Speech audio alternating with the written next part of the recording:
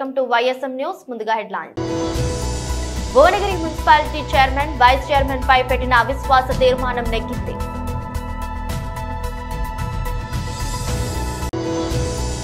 మున్సిపాలిటీల అభివృద్ధి లక్ష్యంగా పనిచేస్తా ప్రభుత్వ విప్ బీర్లా ఐలయ్య.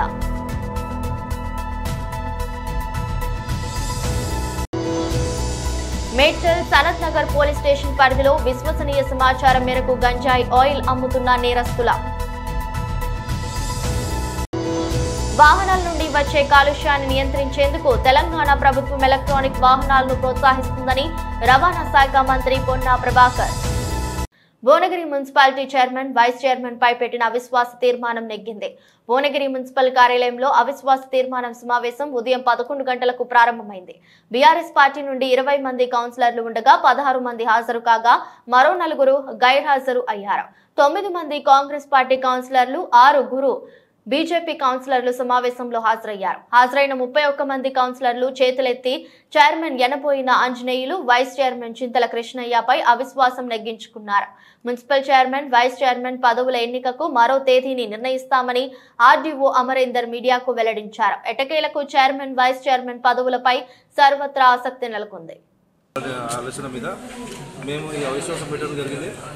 రేపు పొద్దుగాల భువనగిరిలో BRS chairman, BRS vice chairman ఒకవేళ ఏదైనా జరిగినా మేమందరం కలిసి కట్టుకుంటాం. BRS chairman, BRS vice chairman కూడా అవుతాం.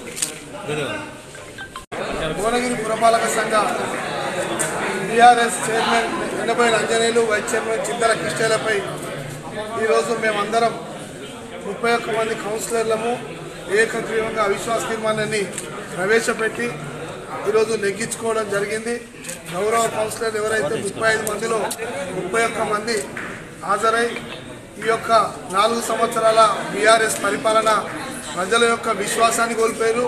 కౌన్సిలర్ల యొక్క విశ్వాసాన్ని కోల్పోయినందున మేమందరం కూడా గౌరవంగా భువనగిరి పట్టణ ప్రజల ఆత్మగౌరవం ఇలా నెగ్గిందని భావిస్తూ ఉన్నాం. ఖచ్చితంగా రానున్నటువంటి రోజుల్లో భువనగిరి ఆత్మగౌరవాన్ని నిలబెట్టుకొని భువనగిరి పౌరులనే ప్రథమ పౌరులుగా ఎన్నుకునే విధంగా మేమంతా కూడా కాంగ్రెస్ పార్టీ పక్షాన ఈ భువనగిరి ఆత్మగౌరవ పోరాటం కోసం పోరాటం చేస్తాం. ఆత్మగౌరవాన్ని నిలబెడతామని తెలియస్తాం.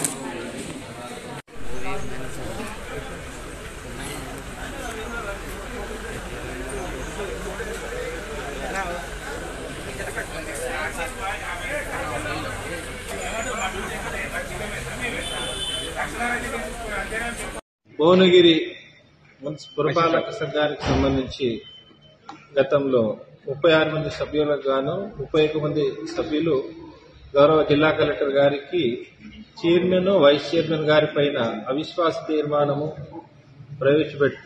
అవిశ్వాస తీర్మానాన్ని ప్రవేశపెట్టవలసిందిగా కోరుతూ గౌరవ జిల్లా కలెక్టర్ గారికి నోటీసు ఇవ్వడం జరిగింది. ఇందుకు అనుగుణంగా గౌరవ జిల్లా కలెక్టర్ యాదాద్రి భువనగిరి గారు 23వ తేదీన సమావేశము ఈరోజు ఏర్పాటు చేయవలసిందిగా కోరుతూ నన్ను అనగా రెవెన్యూ డివిజనల్ ఆఫీసర్ భువనగిరి గారిని ప్రిసైడింగ్ ఆఫీసర్ గా నియమిస్తూ ఉత్తర్వులు ఇవ్వడం జరిగింది. ఇందుకు అనుగుణంగా గతంలోనే కౌన్సిలర్లకు నోటీసులు ఇచ్చి ఈ రోజు వారిని హాజరు కావాల్సిందిగా కూడా కోరడం జరిగింది. ఇందుకు అనుగుణంగా 36 మంది సభ్యుల్లో 35 మంది కౌన్సిల్ సభ్యులు, ఒక ఎక్స్ అఫీషియో సభ్యులు గౌరవ మన భువనగిరి ఎమ్మెల్యే గారు మొత్తం 36 మంది సభ్యులకు గాను ఈ రోజు 11 గంటలకు కోరం మనకు కావాల్సింది 24 మంది. 24 మంది సభ్యులకు గాను 31 మంది సభ్యులు హాజరయ్యారు. ఈ హాజరైన మనకు కోరం అనేది పూర్తిగా ఉన్నందువల్ల ముందుగా 11 గంటలకు చైర్మన్ యనబోయిన ఆంజనేయులు గారి పైన అవిశ్వాస తీర్మానాన్ని ప్రవేశపెట్టి సభ్యుల యొక్క ఆమోదము తెలుపవలసిందిగా కోరగా హాజరైన 31 మంది సభ్యులు కూడా మొత్తము వారు చైర్మన్ గారికి పైన ప్రవేశపెట్టబడిన అవిశ్వాస తీర్మానానికి అనుకూలంగా ఓటు వేయడం జరిగింది. ఈ ప్రొసీడింగ్ అంతా కూడా మేము రికార్డ్ చేయడం కూడా జరిగింది. తదనంతరము అవిశ్వాసం తీర్మానాన్ని ఆమోదిస్తున్నట్టు కూడా తెలియజేయడం జరిగినది. చైర్మన్ గారి అవిశ్వాస తీర్మానము అయిన తర్వాత వైస్ చైర్మన్ గారు చింతల కృష్ణయ్య గారి పైన కూడా అవిశ్వాస తీర్మానాన్ని సభ్యుల ఆమోదం కోసము మళ్లీ ప్రవేశపెట్టడం జరిగింది. ఇందుకు అనుకూలంగా హాజరైన సభ్యులు 31 మంది కూడా వారు చింతల కృష్ణయ్య గారికి వ్యతిరేకంగా ప్రవేశపెట్ట ప్రవేశపెట్టబడ్డ అవిశ్వాస తీర్మానానికి అనుకూలంగా 31 మంది కూడా ఓటు వేశారు. తదనంతరము వైస్ చైర్మన్ గారు చింతల కిష్టయ్య గారి పైన కూడా అవిశ్వాస తీర్మానాన్ని ఆమోదిస్తూ వారికి కూడా విషయాన్ని తెలియజేయడం జరిగింది. ఈ రోజు భువనగిరి పురపాలక సంఘానికి సంబంధించి చైర్మన్, వైస్ చైర్మన్ గారి యొక్క అవిశ్వాస తీర్మానాలపైన చర్చ లేకుండానే మనం ఈ సమావేశం నిర్వహించుకున్నాము, ఓటింగ్ నిర్వహించాము. చైర్మన్, వైస్ చైర్మన్ పై పెట్టబడిన అవిశ్వాస తీర్మానాలు పూర్తిగా నెగ్గడం జరిగింది. ఇప్పటి వరకు జరిగిన ప్రొసీడింగ్స్ మున్సిపల్ కార్యాలయంలో నిర్వహించడం జరిగింది. యాదాద్రి భువనగిరి జిల్లా యాదగిరిగుట్ట మున్సిపల్ కార్యాలయంలో ప్రభుత్వ విప్ ఆలేరు ఎమ్మెల్యే శ్రీ బీర్ల ఐలయ్య ఆలేరు యాదగిరిగుట్ట మున్సిపాలిటీలపై అధికారులతో రివ్యూ సమావేశం నిర్వహించారు. అనంతరం ఆయన మీడియాతో మాట్లాడుతూ యాదగిరిగుట్ట ఆలేరు మున్సిపాలిటీలో గత ప్రభుత్వంలో ఎలాంటి అభివృద్ధి జరగలేదన్నారు. యాదగిరిగుట్ట అభివృద్ధి జరిగిందని మాజీ మున్సిపల్ శాఖ మంత్రి కేటీఆర్ గొప్పలు చెప్పుకున్నా మున్సిపల్ కోసం స్వంత భావనలు లేవన్నారు. ఎలక్షన్స్ ముందు ఆలేరుకు 15 కోట్లు, యాదగిరిగుట్టకు 25 కోట్లను పేపర్ పైన అనుమతులు ఇచ్చి గాలికి వదిలేశారన్నారు. మంత్రి కోమటిరెడ్డి వెంకటరెడ్డి గారితో జరిగిన రివ్యూ సమావేశంలో యాదగిరిగుట్ట అభివృద్ధిపై పలు నిర్మాణాలు సమస్యలపై చర్చించామన్నారు. యాదగిరిగుట్ట పైకి ఆటోలు వెళ్లేలా చర్యలు చేపడుతున్నామన్నారు. యాదగిరిగుట్ట ఆలేరు మున్సిపాలిటీలో నిధుల కొరత చాలా ఉందన్నారు. 2 మున్సిపాలిటీలో ప్రతి నెల 2వ తారీఖు జీతాలు చెల్లించేలా చర్యలు తీసుకోవాలని, 2 మున్సిపాలిటీల నిధుల మంజూరు కొరకు సీఎం రేవంత్ రెడ్డి దృష్టికి తీసుకుని వెళ్లి నిధులు మంజూరుకి కృషి చేస్తామని, మున్సిపాలిటీలు అభివృద్ధి లక్ష్యంగా పనిచేస్తామని ఈ కార్యక్రమంలో మున్సిపల్ చైర్మన్ సుధా హేమేందర్ గౌడ్, కౌన్సిలర్లు ముఖ్యార్ల మల్లేష్, మున్సిపల్ కమిషనర్లు అజయ్, చక్రపాణి, ఏఈలు శ్రీరామ్, నవీన్ తదితరులు పాల్గొన్నారు.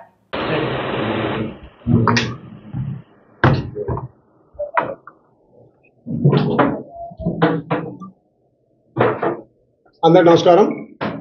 ఈరోజు ఆలేరు నియోజకవర్గంలోని 2 మున్సిపాలిటీలు ఆలేరు, యారుట 2 మున్సిపాలిటీ మీద అభివృద్ధి కార్యక్రమం మీద, గత ప్రభుత్వం చేసినటువంటి పనుల మీద, రేపు జరగబోయే కార్యక్రమం మీద రివ్యూ మీటింగ్ ఏర్పాటు జరిగింది. గౌరవ మున్సిపల్ చైర్మన్లు, కౌన్సిలర్లు, కమిషనర్లతోటి, సంబంధిత ఏఈలతోటి ఈరోజు సమావేశం ఏర్పాటు జరిగింది. తెలంగాణలో పేరుగాంచినటువంటి మొదటి తిరుపతిగా ఉన్నటువంటి యాదగిరిగుట్ట, దీన్ని యాదాద్రిగా మార్చినటువంటి గత ముఖ్యమంత్రి, మాజీ ముఖ్యమంత్రి కేసీఆర్ ఎంతో ప్రతిష్టాత్మకంగా యాదగిరిగుట్టను అభివృద్ధి చేసిన, యాదగిరిగుట్టను డెవలప్ చేసిన అని చెప్పిండు. మరి 2 మున్సిపాలిటీలకు సంబంధించినటువంటి మాజీ మంత్రివర్యులు కేటీఆర్ గారు యాదగిరిగుట్టను, ఆలేరును మున్సిపాలిటీ చేసిన తర్వాత ఏ రకంగా వీటికి నిధులు ఇవ్వకుండా, ఇక గుట్టకొచ్చే నిధులను కూడా పూర్తిగా రానివ్వకుండా, ఇక్కడ యాదగిరిగుట్టలో వైటీడీ అని చెప్పి ఒకటి కొత్తగా సృష్టించి ఆ వైటీడీ ద్వారా యాదగిరిగుట్ట పట్టణం అభివృద్ధి చెందాలి. కానీ దాని ద్వారా పూర్తిగా కొండ కింద ఉన్నటువంటి పరిసర ప్రాంతాలు అశుభ్రంగా డెవలప్మెంట్కి నోచుకోకుండా, ఏ ఒక్క ట్యాక్స్ కట్టినా ఇక్కడ సుమారు 7 గ్రామాలు, గుట్టతో సహా 7 గ్రామాలు నిధులు మొత్తం వైటీడీ పోతున్నాయి. మరి ఇక్కడ గ్రామాలలో, ముఖ్యంగా గుట్ట టౌన్ పట్టణంలో రాష్ట్ర నలుమూల నుంచి వచ్చే ప్రజలకు, భక్తులకు వసతులు కల్పిస్తున్నటువంటి ఈ పట్టణ మున్సిపాలిటీకి మాత్రం నిధులు లేక ఇలా పట్టణ అధ్వాన పరిస్థితుల్లో మారింది. తెలంగాణ ప్రభుత్వం, గత ప్రభుత్వం గొప్పగా చెప్పుకుంటుంది, మేము యాదాద్రిని అభివృద్ధి చేసినాం, ఆలేరు మున్సిపాలిటీని అభివృద్ధి చేసినాం, గుట్ట మున్సిపాలిటీ అని చెప్పి 2 మున్సిపల్ భవనాలు కడతామని చెప్పి ఇంతవరకు దాన్ని కూసేలేదు. ఏదో ఎలక్షన్ ముందర ఆదరబాదరా స్టోన్లు వేసారు, ఒక్క మున్సిపల్ భవనం లేదు. ఇలా మున్సిపాలిటీ ఏర్పాటేసి 5 సంవత్సరాల దగ్గర కావస్తుంది, కనీసం సొంత భవనాలు లేవు. అదే మాదిరిగా ఇక్కడ గుట్టకు స్థానికంగా వచ్చే భక్తులకు ఎన్నో విధాల వసతులు కల్పించి, కొండ కింద మున్సిపల్ నుంచి సిబ్బంది కానీ, మున్సిపల్కి సంబంధించినటువంటి అధికారులు కానీ అన్ని వసతులు కల్పిస్తే ఇవాళ కొండపైన ఉన్నటువంటి ఆదాయాన్ని, గతంలో గ్రామ పంచాయతీ ఉన్నప్పుడు 30% వచ్చేది, మేము పెట్టిన ఖర్చు 30% ఇచ్చేది. ఇవాళ 2018 మున్సిపల్ ఏర్పడక ముందుకు 1,70,00,000 డ్యూ బకాయి పడ్డది. మున్సిపల్ ఏర్పడిన తర్వాత సుమారు ఒక 4-5 కోట్లు మళ్ళా బకాయి పడ్డది. ఇలా మున్సిపల్ మంత్రిగా ఉన్నటువంటి మాజీ మంత్రి కేటీఆర్ గొప్పగా చెప్తాడు, మేము మున్సిపాలిటీని అభివృద్ధి చేసినాం, యాదగిరిగుట్టను అభివృద్ధి చేస్తామని చెప్తున్నాడు. అక్కడ ప్రైవేట్ కార్పొరేషన్ TUFDI IDC ద్వారా పోయిన సంవత్సరం మున్సిపల్ ఆలేరులో కానీ ఇక్కడ గుట్టలో కానీ 20 కోట్లు అప్పు తీసుకున్నాడు. అంటే అప్పు ద్వారా ఈ ప్రాంతంలో అభివృద్ధి చేసిన గొప్ప చెప్పి ఎలక్షన్లు వచ్చినాయని చెప్పి మొన్న ఎలక్షన్ ముందర మళ్ళొక 25 కోట్లు యాదగిరిగుట్టకు 15 కోట్లు ఆలేరుకు అప్పు తీసుకున్నారు. దానికి జీవోలు కూడా ఈ రకంగా జీవోలు ఇచ్చి ఎలక్షన్ల ముందు ఆధారగా ప్రతి గల్లీలో ఫౌండేషన్ స్టోన్ వేయడం జరిగింది.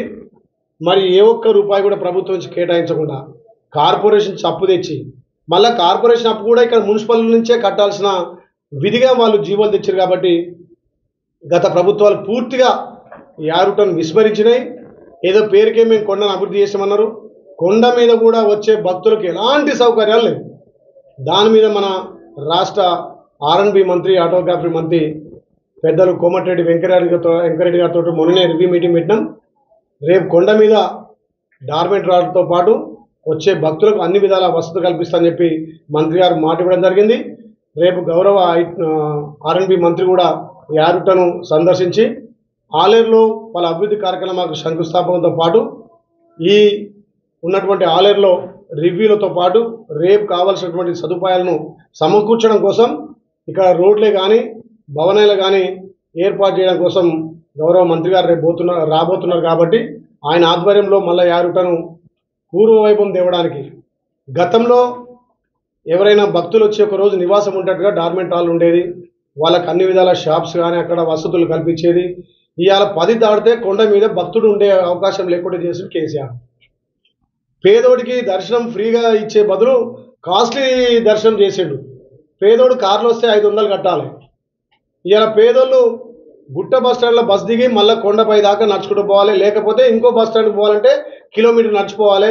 గతంలో 40 సంవత్సరాలు 30 సంవత్సరాల నుంచి కూడా సేవలు అందిస్తున్నటువంటి ఆటో కార్మికుల పొట్టను కొట్టి ఇవాళ సుమారు 1.5-2 సంవత్సరాలు కావస్తుంది 400 మంది కార్మికుల పొట్టను కొట్టారు. కాబట్టి మా గౌరవ ఎండోమెంట్ మినిస్టర్ కానీ గౌరవ IT మినిస్టర్ శ్రీధర్బాబు గారి శ్రీధర్బాబు గారు సంబంధిత అధికారులతో మాట్లాడి ఈ వారం రోజులనే ఆటోలను కూడా కొండపైకి అనుమతిస్తామని చెప్పి మాట ఇచ్చారు. దానికి సంబంధించిన పోలీస్ డిపార్ట్మెంట్ కానీ ఇక్కడ ఉన్నటువంటి కలెక్టర్, అడిషనల్ కలెక్టర్ కూడా దాని మీద రివ్యూ చేసి ఏ రకంగా వాళ్ళ ఆటోలను పైకి పంపాలని ఒకటి, వచ్చే భక్తులకు కూడా కొండపైన డార్మెంట్ లాడ్లు వాళ్ళకు షాప్స్ కానీ అక్కడ వసతులు కూడా కల్పించడానికి కార్యాచరణ చేస్తున్నాం. ముఖ్యంగా 2 మున్సిపాలిటీల్లో నిధుల కొరత పూర్తిగా ఉంది. ఇక్కడ స్థానికంగా వైటీడే చేయడం వల్ల మున్సిపల్ నిధులు పూర్తిగా ధ్వంసమైపోయినాయి. ఏ ఒక్క లేఅవుట్ పర్మిషన్ కావాలన్నా ఏ ఒక్క పర్మిషన్ కావాలన్నా మొత్తం అమౌంట్ మొత్తం వైటీడే పోతుంది. వైటీడే ద్వారా ఇక్కడ మున్సిపాలిటీకి అభివృద్ధి లేదు. స్థానికంగా మేము కట్టే ట్యాక్సులు ఇలా గతంలో కాంగ్రెస్ పార్టీ ఉన్నప్పుడు గ్రామ పంచాయతీ నిధులు నేరుగా గ్రామ పంచాయతీ నిధులు వచ్చేది. ఆ నిధులు మొత్తం ప్రభుత్వం దోచుకొని మా డబ్బులే తీసుకొని మాకు భిక్షం వేసినట్టుగా ఇలా అడుక్కునే పరిస్థితి వచ్చింది. కాబట్టి ఇవాళ 2 మున్సిపాలిటీ కూడా అభివృద్ధికి నోచుకోలేదు. రేపు కూడా మా గౌరవ ముఖ్యమంత్రి రేవంత్ రెడ్డి గారు కూడా మేము రిప్రజెంట్ ఇవ్వబోతున్నాం. మా నిధులు మాకు కావాలి. ఇక్కడ అనాలోచితంగా పెట్టినటువంటి ఈ వైటీడీ ద్వారా మా ప్రాంతానికి అభివృద్ధి లేదు. మేము ఏదైతే మా ట్యాక్స్ ద్వారా వచ్చే నిధులను మా ప్రాంత అభివృద్ధి కోసం మేము వెచ్చించడం కోసం మాకు పర్మిషన్ ఇవ్వాలని చెప్పి మా గౌరవ ముఖ్యమంత్రి. మేడ్చల్ సనత్ నగర్ పోలీస్ స్టేషన్ పరిధిలో విశ్వసనీయ సమాచారం మేరకు గంజాయి ఆయిల్ అమ్ముతున్న 4గురిపై అందులో 3 పాత నేరస్తులు పేర్కొన్నారు. ముఠాపై SOT పోలీసులు దాడి. పతినగర్ ఫ్లైఓవర్ దగ్గర అదుపులోకి తీసుకున్న బాలనగర్ SOT పోలీసులు నిందితులు అరెస్ట్. ముగ్గురి బాలరాజు, సతీష్, నగేష్ల అరెస్ట్. నాగార్జున అనే నిందితుని పరారీ. నిందితుల నుండి 2 లీటర్ల హషీష్ ఆయిల్ తో పాటు 1200 నగదు, 3 మొబైల్స్, ఓ పల్సర్ బైక్, 72 ఖాళీ బాటిల్స్ తో పాటు సిరంజీల ప్యాకెట్ల స్వాధీనం. సీజ్ చేసిన మెటీరియల్ విలువ 12 లక్షలు ఉంటుందని అంచనా. స్వాధీనం చేసుకోవడం జరిగింది. దీని వర్త్ సుమారు 12 lakhs దాకా ఉంటది. వివరాల్లోకి వెళ్తే బాలరాజు అనేటటువంటి వ్యక్తి మన మోసాపేట ఏరియాలో ఉంటాడు. Is native of Srikakulam district. ఈ పండక్కి ఊరు వెళ్ళిన తర్వాత అతనికి ఆల్రెడీ ఇంతకు ముందు కూడా ఈ డ్రగ్స్ కి సంబంధించినటువంటి కేసుల్లో అరెస్ట్ అయినటువంటి సందర్భాలు ఉన్నాయి. అంతకుముందు ఒకసారి మన బాలానగర్ ఎక్సైజ్ డిపార్ట్మెంట్ కూడా డ్రగ్స్ కేసులు అరెస్ట్ చేయడం జరిగింది. అదేవిధంగా కూకట్పల్లి పోలీసులు కూడా డ్రగ్స్ కేసులో అదేవిధంగా ఒక మర్డర్ కేసులో కూడా అరెస్ట్ చేయడం జరిగింది. అతను నేటివ్ ఆఫ్ శ్రీకాకుళం. మొన్న సంక్రాంతి పండుగకి ఊరికి వెళ్ళిన తర్వాత అక్కడ అతనికి ఉన్నటువంటి కాంటాక్ట్స్ లో చింతపల్లి ఏరియాలో నాగార్జున అనేటటువంటి వ్యక్తి నుంచి యాష్ ఆయిల్ ని తీసుకోవడం జరిగింది. అదేవిధంగా అతను ఇక్కడికి తీసుకొచ్చి ఇక్కడ ఆల్రెడీ కాంటాక్ట్స్ లో ఉన్నటువంటి సతీష్ నగేష్ అనేటటువంటి వాళ్ళు ఇద్దరు కూడా బోయిన్పల్లి ఏరియాకి సంబంధించినటువంటి వాళ్ళు. వీళ్ళిద్దరితో కూడా గతంలో ఉన్నటువంటి పరిచయాల వల్ల వారికి ఈ యాష్ ఆయిల్ అందించడం జరిగింది. ఈ రోజు తెల్లవారుజామున వాళ్ళు ఈ బాలరాజు దగ్గర నుంచి యాష్ ఆయిల్ ప్రొక్యూర్ చేసుకుని తీసుకెళ్తున్నప్పుడు ఫతేనగర్ బ్రిడ్జ్ దగ్గర మన ఎస్ఓటీ సిబ్బంది, లా అండ్ ఆర్డర్ సిబ్బంది వెహికల్ చెకింగ్ లో భాగంగా వాళ్ళని అదుపులోకి తీసుకోవడం జరిగింది. వాళ్ళ దగ్గర నుంచి స్వాధీనం చేసుకున్నటువంటి మెటీరియల్ తో పాటు అదేవిధంగా తర్వాత బాలరాజు ఇంటి దగ్గర కూడా సెర్చ్ చేసినప్పుడు అక్కడ కూడా మనకి ఆల్రెడీ 5 ml బాటిల్స్ లోకి షిఫ్ట్ చేసినటువంటి యాష్ ఆయిల్ కూడా సీజ్ చేయడం జరిగింది. ఈ ఎంటైర్ ఆపరేషన్ కూడా చాలా చక్కగా లీడ్ చేసినటువంటి మన డీసీపీ ఎస్ఓటీ శ్రీనివాస్ గారు, అదేవిధంగా అడిషనల్ డీసీపీ ఎస్ఓటీ శోభన్, మన ఏసీపీ గంగారాం, అదేవిధంగా Sanath Nagar inspector and SOT Balanagar Shyam వీళ్ళందరినీ కూడా సిపి గారు ప్రత్యేకంగా అభినందించారు. వాహనాల నుంచి వచ్చే కాలుష్యాన్ని నియంత్రించేందుకు తెలంగాణ ప్రభుత్వం ఎలక్ట్రానిక్ వాహనాలను ప్రోత్సహిస్తుందని రవాణా శాఖ మంత్రి పొన్నా ప్రభాకర్ వెల్లడించారు. ఈ మేరకు ఆయన సికింద్రాబాద్ మారేడ్పల్లిలో టాటా మోటార్స్ షోరూమ్ లో ఎలక్ట్రానిక్ కార్ ను ఆయన మంగళవారం ప్రారంభించారు. భవిష్యత్తులో ఎలక్ట్రానిక్ వాహనాలకు ఛార్జింగ్ ప్రాబ్లం లేకుండా 1500 ఛార్జింగ్ సెంటర్లను ఏర్పాటు చేస్తున్నామని తెలిపారు. పంచ్ ఎలక్ట్రికల్ వెహికల్ ఈరోజు సంజయరావు గారు, రామకృష్ణ గారు, గోపి గారు, మిగతా సిబ్బంది అందరూ టాటా సంస్థ తరఫున మనం నూతనంగా లాంచ్ చేసుకున్నాం. ఈ ఎలక్ట్రికల్ వెహికల్స్ ద్వారా పొల్యూషన్ కావచ్చు, లేకపోతే మెయింటెనెన్స్కి సంబంధించి ఉదాహరణకు 100 రూపాయల పెట్రోల్ అయితే 10 రూపాయల మెయింటెనెన్స్ లోపల ప్రయాణం చేసేటువంటి విధంగా, మళ్ళీ దానికి సంబంధించిన మెయింటెనెన్స్ లేకుండా ఉండేటువంటి యొక్క పొల్యూషన్ ఫ్రీ వెహికల్స్ను తప్పకుండా ప్రభుత్వం ప్రోత్సాహపరుస్తుంది. దీనికి సంబంధించిన చిన్న చిన్న రిజిస్ట్రేషన్ పరమైన అంశాలు ఉన్నాయి. వాటన్నిటినీ తీసుకొని ముందుకు పోయి తెలంగాణ రాష్ట్రంలో కూడా ముఖ్యంగా హైదరాబాద్ పొల్యూషన్కు సంబంధించి మన నగరాన్ని కాపాడుకోవడానికి అధికంగా ఎలక్ట్రికల్ వెహికల్స్ వాడే విధంగా ప్రభుత్వం కూడా ప్రోత్సాహపరిచే చర్యలు తీసుకుంటుంది. అందులో టాటా సంస్థ దేశ నిర్మాణంలో మన స్వతంత్రం వచ్చిన తర్వాత ఈ దేశ నిర్మాణంలో ప్రముఖ పాత్ర పోషించారు. టాటా బిర్లాలు అంటే ఎప్పుడు దేశం వ్యాపార దృక్పథంతో కాకుండా ప్రజల అవసరాలకు అనుగుణంగా అన్ని రకాల అంశాలను తయారు చేసింది. ఇప్పుడు ఈ దేశ నిర్మాణానికి సంబంధించి కాలుష్యరహితంగా ఉండాలని ఈ వాహనాలు తయారు చేస్తారు. దానికి అనుగుణంగా ప్రభుత్వం కావచ్చు, సంస్థలు కావచ్చు, ఇప్పటికీ ఒక 400 ఛార్జింగ్ సెంటర్లు ఓపెన్ చేసినారు. ఇంకొక 1000 వరకు కూడా మిగతా సెంటర్స్ను కనెక్టివిటీ పెంచినారు. భవిష్యత్తులో విద్యుత్ వాహనాలకు సంబంధించి ఏ ప్రయాణం చేసినా ఎక్కడికి వెళ్ళినా ఛార్జింగ్ సమస్య లేకుండా ఉండే విధంగా కూడా చర్యలు తీసుకోవడం జరుగుతుంది. దానికి సంబంధించినటువంటి ఇన్ఫ్రాస్ట్రక్చర్ డెవలప్మెంట్ కూడా ఒక స్ట్రాటజీ, ఒక ప్లానింగ్ ఉంది. తప్పకుండా అదే transport minister of Telangana electrical vehicles వాడకాన్ని ప్రోత్సాహపరిచే విధంగా తెలంగాణ రాష్ట్ర ప్రభుత్వం తరఫున సానుకూలంగా వ్యవహారం చేస్తుంది. కాంగ్రెస్ పార్టీ సీనియర్ మైనార్టీ నాయకులు షబీర్ అలీ గారిని తెలంగాణ ప్రభుత్వం సలహాదారుగా మైనార్టీ, ఓబీసీ, ఎస్సీ, ఎస్టీ సంక్షేమం నియమించినందుకు తెలంగాణ రాష్ట్ర ముఖ్యమంత్రి రేవంత్ రెడ్డి గారు, ఏఐసీసీ అధ్యక్షులు మల్లికార్జున్ ఖర్గే, కాంగ్రెస్ అగ్ర నాయకులు సోనియా గాంధీ, రాహుల్ గాంధీ గారికి గజ్వేల్ మైనార్టీ కాంగ్రెస్ పక్షాన ప్రత్యేక ధన్యవాదాలు తెలిపారు.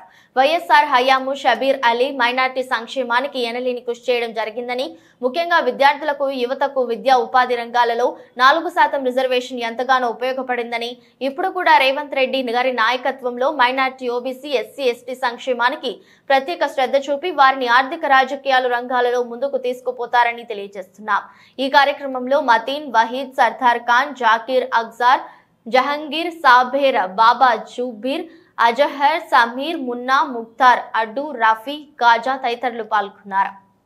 తెలంగాణలో కాంగ్రెస్ పార్టీ అధికారంలో రాగానే మైనార్టీలకు సముచిత స్థానం కల్పిస్తూ ఈరోజు రాజశేఖర రెడ్డి హయాంలో మైనార్టీ రిజర్వేషన్ సృష్టికర్త షబీర్ అలీ గారికి గుర్తించి ఈరోజు మైనార్టీ, ఎస్సీ, ఎస్టీ శాఖలకు అడ్వైజర్గా ముఖ్యమంత్రిగా నియమించడాన్ని మేము స్వాగతిస్తూ ముఖ్యమంత్రి రేవంత్ రెడ్డి గారికి, అలాగే పార్టీ అగ్రనేతలైనటువంటి సోనియా రాహుల్ గాంధీ గారికి, జాతీయ అధ్యక్షులు మల్లికార్జున ఖర్గే గారికి గజ్వేల్ కాంగ్రెస్ పార్టీ పక్షాన మేము ప్రత్యేక ధన్యవాదాలు తెలియజేస్తున్నాం.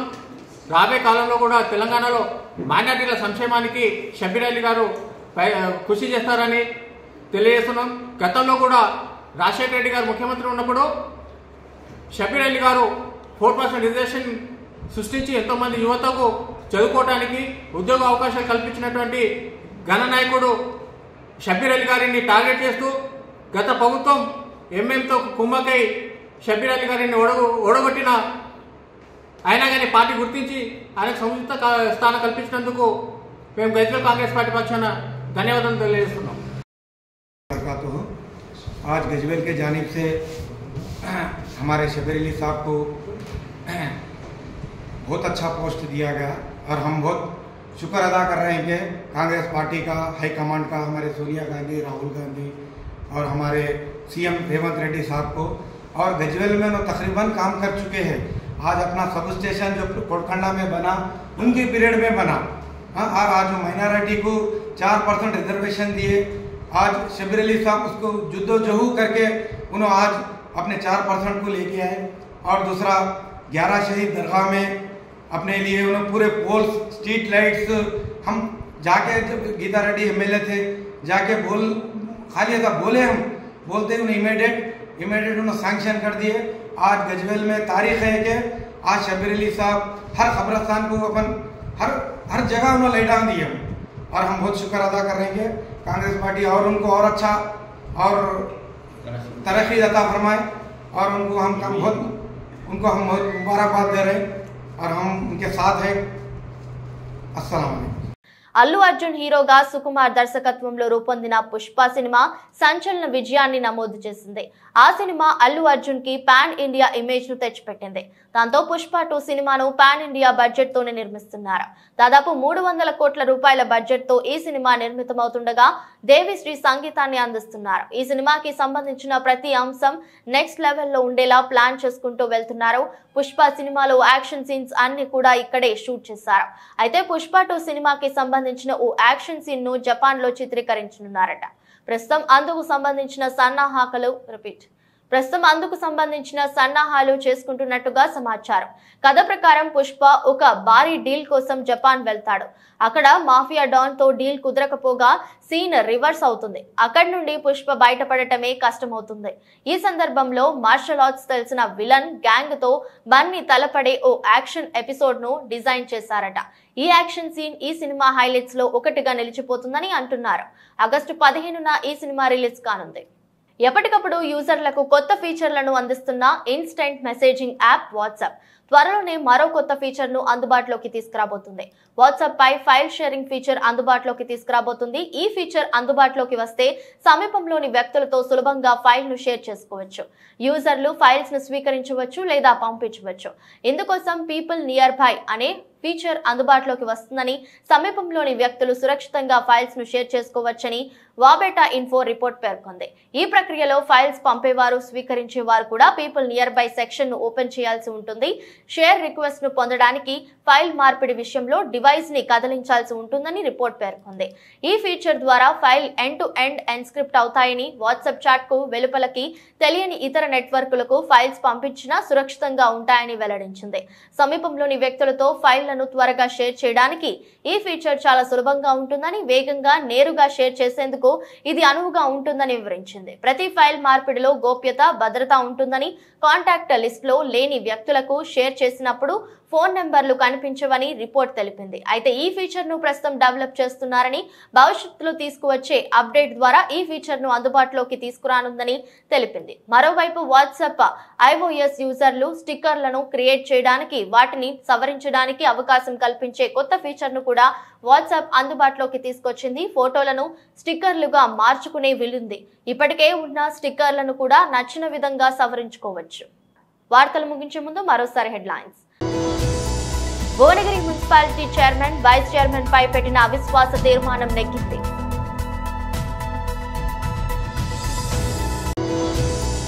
మున్సిపాలిటీల అభివృద్ధి లక్ష్యంగా పనిచేస్తాం. ప్రభుత్వ విప్ బీర్లా ఐలయ్య.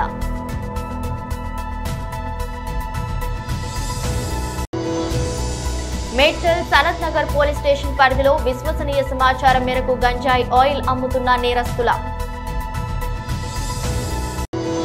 వాహనాల నుండి వచ్చే కాలుష్యాన్ని నియంత్రించేందుకు తెలంగాణ ప్రభుత్వం ఎలక్ట్రానిక్ వాహనాలను ప్రోత్సహిస్తుందని రవాణా శాఖ మంత్రి పొన్నా ప్రభాకర్. ఇది రోజు బులెటిన్. మరో బులెటిన్లో మళ్ళీ కలుద్దాం. అంతవరకు సెలవు. నమస్కారం.